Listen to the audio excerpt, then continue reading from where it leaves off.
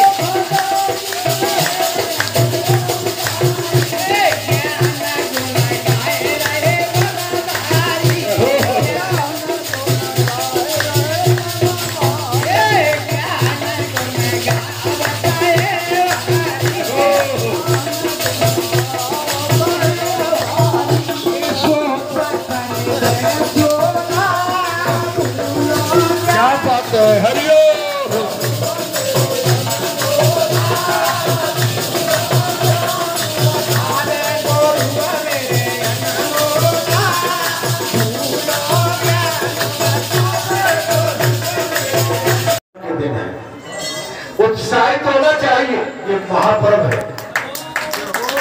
ये साल में एक बार आता है और अपने सद्गुरु के प्रति प्रेमा भक्ति और उनके चरणों की स्तुति, अपने गुरु के प्रति माने अपार प्रेम होना चाहिए। सो जय जय जय हनुमान गोसाई कृपा करो।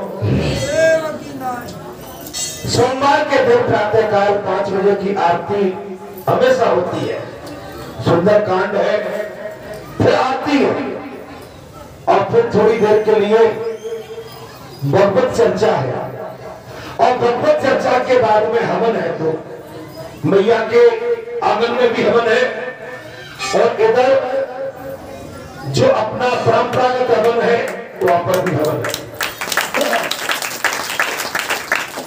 सदगुरु की पूजा है और उसके बाद आपने जिसको भी अपना सदगुरु माना है उसकी भी चरण पूजा है, चरण वंदना है।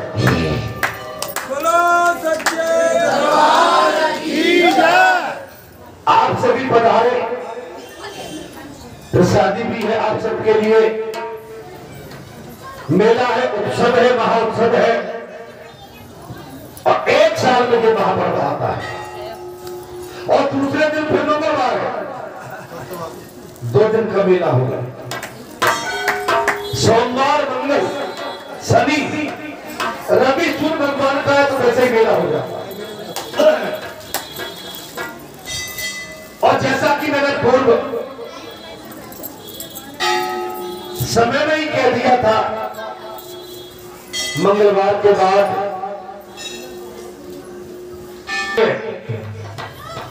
लेकिन उनका मन, उनका आशीर्वाद, उनकी आत्मा हमारे बीच में है। हमें इनके चरणों में एक बार नहीं बारंबार प्रणाम करना चाहिए, नमन करना चाहिए। मैं थोड़ी कथा कहता हूं। हमारे दोनों भाइयों ने कीर्तन, हमारी माताओं ने बहुत बढ़िया धाम और वैष्णव मैया की भेंट भी करा दी बीच में। अर्थात ईश्वर की कृपा बनी है। मैंने कल बात की थी, परसों कल मैंने, भैया मंदिर वगैरह होगा कि नहीं? बोले है मंदिर। हमको थोड़ा सांत्वना मिली कि वहां कहीं ना कहीं मंदिर पे जाके सुबह शाम अपना टाइम निकाल लें। फिर मैंने कहा मेरे भैया कुछ अच्छे लोगों के साथ हमारा सत्संग बन जाएगा, बोले पक्का बन जाएगा। हमने विचार कर लिया कि एक कुर्ता धोती भी रख ले जाएंगे, मौका मिला तो वहां पर जाकर कुर्ता धोती ये कंठी वाला सभी ले जाएंगे। और मौका मिल गया तो भैया 7 समुद्र पार की भूमि पर भाभी भगवान का भजन कर लेगा।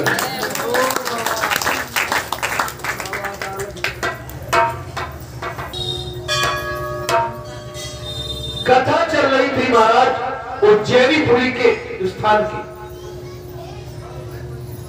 वहां अर्जुन ने भगवान सूर्य देवता की प्राण प्रतिष्ठा कर दी और भगवान श्री कृष्ण ने भी कर दी। भगवान श्री कृष्ण ने 108 बार सूर्यदेव भगवान के नाम का जाप किया और सिद्ध कर दिया कि सूर्य नारायण भगवान हमारी हर हरकत को इस संसार में देखते हैं, अच्छे को भी और बुरे को। भगवान सूर्य नारायण समूचे संसार को प्रकाशित किए। तब व्यास जी ने पूछ लिया महाराज भगवान इस महाकाल वन में कितने तीर्थ और शिवलिंग हैं?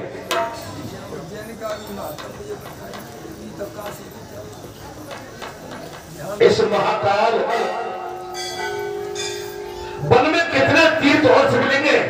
इसको कृपया करके बताने की कृपा करें। तब शरद कुमार ने कहा व्यास जी महाकाल वन में 60 कोटि सहस्त्र और 60 कोटि शत तीर्थ है। 60 कोटि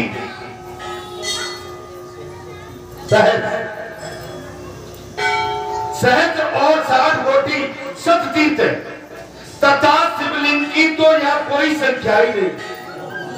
60 करोड़ और शिवलिंग की तो यह असंख्य गिनती है। सकाम या निष्काम भाव रखने वाला मनुष्य उज्जैनपुरी में जो मनुष्य इस सुंदर महाकाल वन में जन्म लेता है वो भगवान शिव के धाम में प्रतिष्ठित हो जाता। जैसे काशी वैसे आपके मध्य प्रदेश में उज्जैन माने उज्जैनी नदी। हे ब्राह्मण सभी तीर्थ और सभी सिद्ध क्षेत्र सब ओर से पवित्र एवं पुण्यजनक है। सभी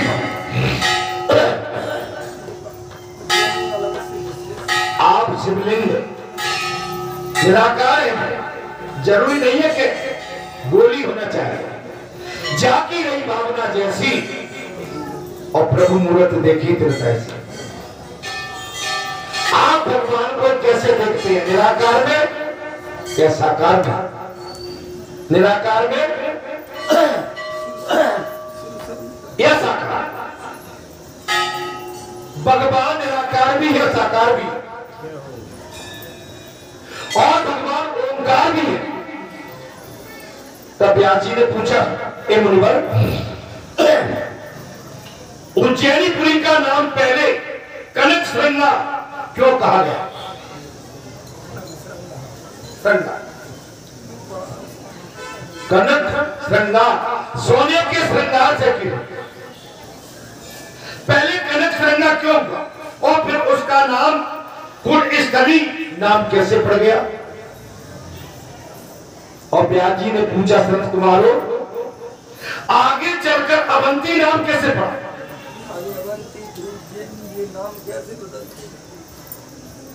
पद्यावती और उज्जैनी नामों का भी एक क्या है ये सब मुझे बताओ।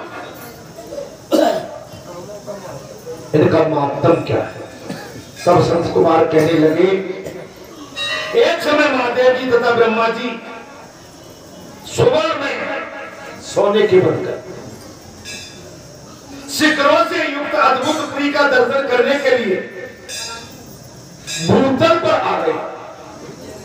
यहाँ आकर उन्होंने संपूर्ण विश्व के स्वामी भगवान विष्णु को नमस्कार किया। संपूर्ण जगत के स्वामी भगवान विष्णु को नमस्कार। और विष्णु रूप ने भी विधि और आदर के साथ सेवकों से उन दोनों का स्वागत सत्कार किया,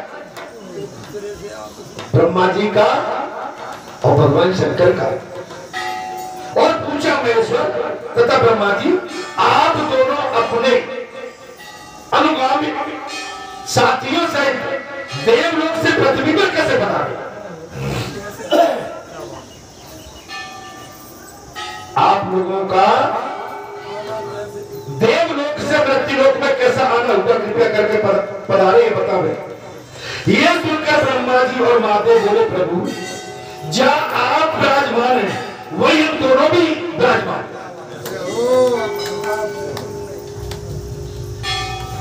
हे प्रभु, जहां आप विराजमान हैं हम दोनों का भी आपसे यहीं पर स्नेह है। आपके बिना हम स्वर्ग पृथ्वी अथवा पाताल में भी सुख नहीं पाते।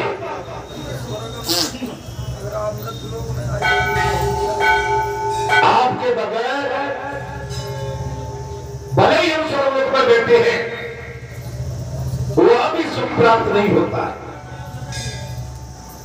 भगवान, आपने ये स्वर्ण में शिखर वाली विचित्रपुरी कब बनाई है बता?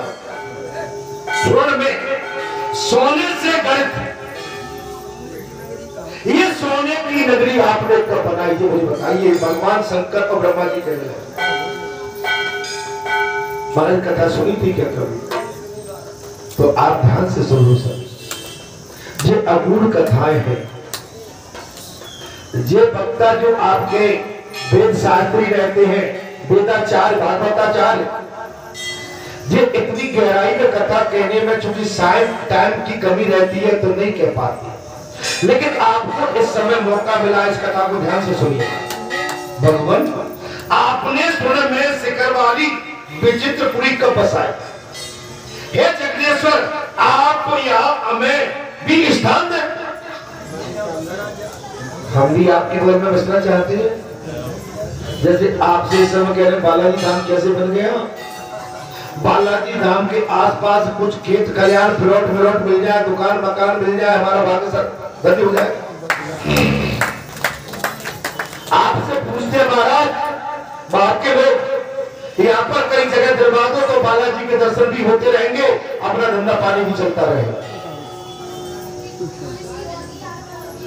यहाँ पर ठीक वैसे ही ब्रह्मा जी और महेश कह रहे हैं, हे स्वामी, आप हमें भी अपना साथी बना दो, हमें भी बसा दो, स्थान दे दो, स्थान दे दो।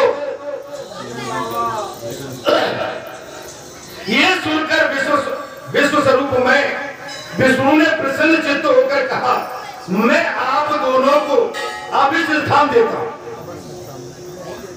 अभिष्ट, हे प्रजापति, इस पुरी के उत्तर भाग में आपका स्थान है। ब्रह्मा जी, इस पुरी के उत्तर भाग में आपका स्थान है और महेश्वर आपके लिए दक्षिण भाग स्थान दिया, क्योंकि राक्षसों का विनाश करो। दक्षिण दिशा में बालाजी का मुख की तरह इधर देखिए, तो दक्षिण में क्या है बालाजी महाराज? दक्षिण दिशा की ओर राक्षसों का मुंह तो विनाश करते रहते। रावण कहां बसा हुआ था? दक्षिण में। हनुमान जी ने लंका कहां जलाई जाके? दक्षिण में।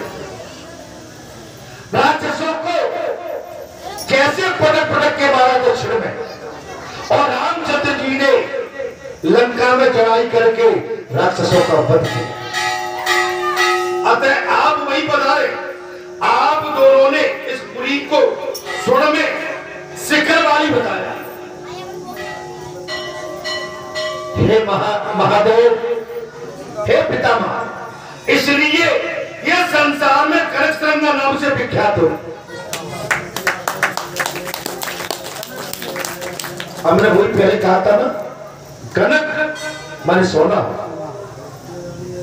श्रृंगार माने श्रृंगार सोने से सजाई, शिखर भी सजाना माने वही नाम से विख्यात हो। इस प्रकार इस पुरी का नाम कनक श्रृंगा बताया गया। अब ये बात कौन पूछ रहा है? संत कुमार से कहा व्यास जी ने। बात कितने लगाई? भगवान विष्णु ने। किसने पूछा? महादेव। महाराज कथा कितनी लंबी हो जाती है। पूछ कौन रहा है? व्यास जी। किससे? संत कुमारों से। संत कुमारों ने बात रख दी महाराज शंकर जी और ब्रह्मा जी थे, और ब्रह्मा जी शंकर जी पहुंच गए उज्जैनी में। उज्जैनी में कौन गए? भगवान विष्णु। इसका सार पूछ गए, इसलिए संसार में कनक श्रृंगा नाम से विख्यात हो। इस प्रकार पुरी का प्रथम नाम कनक श्रृंगा बताया गया। वहां ब्रह्मा विष्णु और महादेव जी तीनों रहकर प्रसन्नता पूर्वक अनुभव और आनंद लेते और अपने भक्तों को समस्त मनोवांछित फल देते। अपने भक्तों को सदैव मनोवांछित फल देते। व्यास जी अब इस पुरी के कुशल स्थली नाम का होने का कारण बताया जाता है, उसे भी सुन लो। एक समय सृष्टि की रचना करके ब्रह्मा जी ने भगवान विष्णु का ध्यान किया और उनके ध्यान करने पर विश्वरूपी धारी भगवान विष्णु ने ब्रह्मा जी से कहा,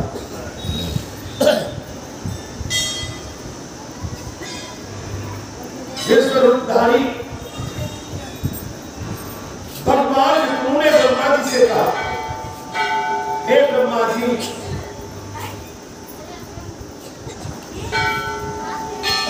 आपने मेरा उत्तम रीति से ध्यान किया, आपने मेरा उत्तम रीति से ध्यान भाव प्रकट किया, इसलिए मैं आपके पास आया। इसलिए मैं आपके पास आया। समस्त प्राणियों की रक्षा के लिए उदत हुए मुझको देखिए। भगवान का ये वचन सुनकर ब्रह्मा जी सहसा उठकर खड़े हो गए और अनन्य चित्त से सामने खड़े हुए श्री हरि का पूजन करते हुए उन्हें नमस्कार किया। भगवान ब्रह्मा जी के पास पहुंच गए। ब्रह्मा जी ने एकाएक श्री हरि को देखा, तत्काल खड़े होकर ब्रह्मा जी ने श्री हरि की चरण वंदना और पूजन किया। आप समझ लीजिए, अपने घर में, अपने परिवार में, अपने द्वार में, अपने नगर में, अपने क्षेत्र में अगर कोई महापुरुष, महर्षि पुरुष, कोई संत पुरुष आता है तो हमको केवल आड़े तिरछे नहीं होना चाहिए, तत्काल खड़े होकर उनकी चरण वंदना करके उनको नमन करना चाहिए। लेकिन मैंने अधिकांश देखा है महाराज, बड़े संत चले जाते हैं। मैं सबके लिए नहीं कह रहा हूं, लेकिन कुछ एक के लिए कह रहा हूं। कौन है? बोले ये बद्रीनाथ के महंत है। नहीं, ये आपने बद्रीनाथ का अपमान कर बात क्या कही थी? बद्रीनाथ के महंत। लेकिन आप नाम किसका लिया? भगवान का। महंत से मतलब सेवक। तो आपने एक बद्रीनाथ के सेवक का अपमान, माने भगवान का अपमान नहीं, भगवान के सेवक का अपमान आपने बहुत बड़ा अपराध कर।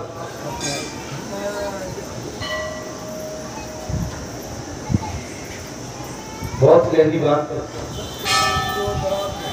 आपके पिताश्री आ जाए, उसका पुत्र एक अच्छे पद पर बैठा हुआ है, अगर उसके पिताश्री एक अधिकारी बना है और उसके चैम्बर में घुसते हैं, उस पुत्र को चाहिए तत्काल अपनी कुर्सी छोड़ के अपने पिता की चरण वंदना करके एक पल के लिए उस कुर्सी पर अपने पिता को स्थापित कर दे।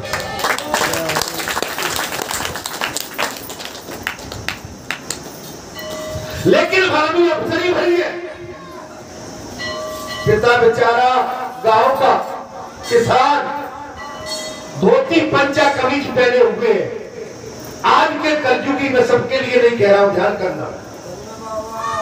भाभी उनको छोटापन लग रहा है कि मेरे पिता में अफसर हूं इस समय। परफ्यूम चाबी डली है, चौकीदार चपरासी खड़े, आंखें लाल हो रही है, अफसरी दे रहे हैं, घमंड है, और वहां भी पिता का अपमान करते।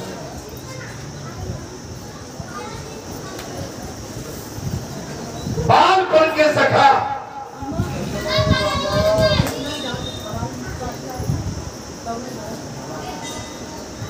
अगर आपके बाल पढ़ का मित्र कोई आपके पास पहुंच जाए, भले ही गरीब है, आप अमीर हैं, आप राजा हैं, लेकिन बाल पढ़ के मित्र को आप अपने को कैसे छू सकते हैं? और ये भी भगवान ने सिद्ध करके बता दिया कि मैं जिससे मित्रता करता हूं, मैं कभी उसको छोटे बड़े में नहीं तोलता, मैं उसको हमेशा अपने हृदय से लगा के रखता हूं।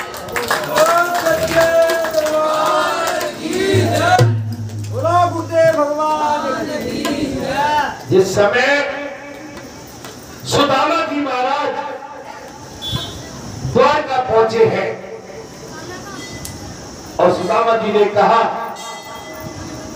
उन पहरेदारों से, उन सैनिकों से, अपने राजा को बता दो उसके बाल पर का मित्र उसके द्वार खड़ा है। पहरेदार हंसने लगे, तन में वस्त्र नहीं, पैर में जूती नहीं, फटी सी दुपटी सी, मटमैला, हमारे राजा का मित्र कैसे हो सकता? नहीं नहीं, हंसने लगे। बाबा जाओ, ये तो द्वारकाधीश राजा कहा, मैं तुम्हारे राजा, इसकी मैं तुम्हारे राजा का बालपन का मित्र हूं, कहते दो, मेरा नाम सुदामा है, अपने राजा को बता तो दो, मेरा नाम सुदामा है, अपने राजा को बता तो दो।